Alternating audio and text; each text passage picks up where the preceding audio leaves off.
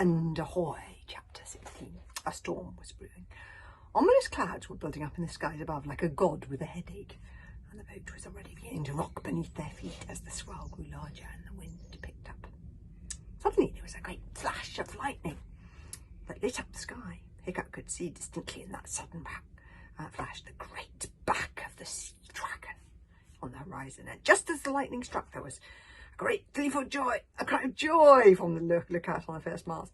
"Not your land, ahoy!" They've called America Not Your Land. And the hysterics rushed to the edge of the boat, jostling and trampling and elbowing each other out of the way. They wanted to be the first to catch a glimpse of that glorious mythical land, that mysterious place they called America. That first sighting was just as wonderful as they could possibly have imagined. Above them the storm was breaking, and rain poured out on their heads as the ship bucked up and down on the back of the plunging waves. But on the horizon, the long grey smudge of land that seemed to stretch infinitely from west to east was bathed in sunshine under the bluest of blue skies. America, the land of dreams, it really did exist, and in that wonderful moment it was just as it should be. No sooner had Norbert clapped eyes on this country that he had waited so long and journeyed so far to find that he drew his axe in order to exact an old revenge. "Now, Hiccup Princess the Third," grinned Norbert the Nutjack with a light of triumph glowing in his manic eye. "I've no need of you any more, and now you will feel the sharp end of the axe of doom. Prepare to die." Hiccup leapt up onto a barrel so that everyone could see him. "Don't kill me just because I'm a redhead, Norbert," shouted Hiccup as loud as he could. The hysterics crowded at the ship's rail turned round. "What's going on?" asked ferociously Violet, whose hair was a great shock of scarlet, flaming like a fiery furnace. "What are you talking about?" blustered Norbert.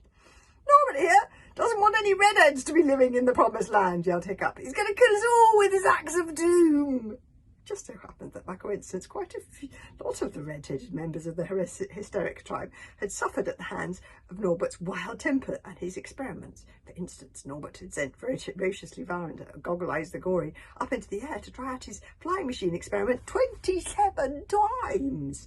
And every single time the flying machine had crashed into the sea 2 minutes after it took off. So the redheads drew their swords with an angry rumble of their revolt. Oh, Hiccup is clever. He's getting them to fight among themselves. For their part, the hysterics with blonde hair had always had a secret feeling of superiority. Now that Norbert had brought it up, what could be better than a whole tribe of non-redheads storing into the future? Brighter than cornflowers. So they too drew their swords, and within a couple of seconds, to Norbert's open-mouthed amazement, the entire tribe of hysteric warriors were fighting each other as if they were desperate enemies. It was a terrible battle indeed. Thor's thunder rolled out across the dark and angry storm clouds, and great jagged splinters of lightning cracked open the skies and punched down onto the swelling seas all around them. Huge frothing waves spilled over the side of the boat and onto across the gate, upsetting the combatants as they fought in the drenching rain. Kamikaze joined Hiccup in fighting Norbert. "You know it!" tis Kamikaze. I love Kamikaze. When she fights. "Have the mental capacity of a jellyfish with a lobotomy. You have the leadership skills of a lemming with a head cold. You couldn't run an empire larger than my toilet without making a complete dog's breakfast of it, which is a bit of a problem for a dictator." Hiccup lunged forward with the left-handed Heartseeker, and Norbert was so distracted by Kamikaze's insults that he only just parried it in time. And while he was occupied with the parry, Kamikaze leapt in and tickled him under the armpits. "Ooh, nice muscles, Norbert. Have you been working out?" With a howl of fury, Norbert just shook her off, and Kamikaze sprang backwards and ducked his furious swing of the axe. "Temper, temper," she scolded, and so mad with rage was Norbert that he didn't even see to Hiccup's twirling double pointed to remove the bottom half of his beard. Oh, he's going to be furious. And meanwhile, Kamikaze sneaked in under his left arm and stole the ticking thing from out of his pocket, cutting the rope that tied it to Norbert's wrist. "Is this yours?" asked Kamikaze, dangling the ticking thing in front of him. She is such a little minx, isn't she? "Tut, tut, you need to be careful with it, or someone might steal it."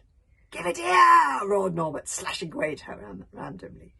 "Come and get it!" sang Kamikaze, twirling the ticking thing round her head and bonking Norbert on the nose with it before she threw it to Hiccup, who caught it neatly. The only problem with Kamikaze's fighting method was that it tended to make the opponent really, really mad. I'll have to find out to see what happens, how Norbert reacts tomorrow.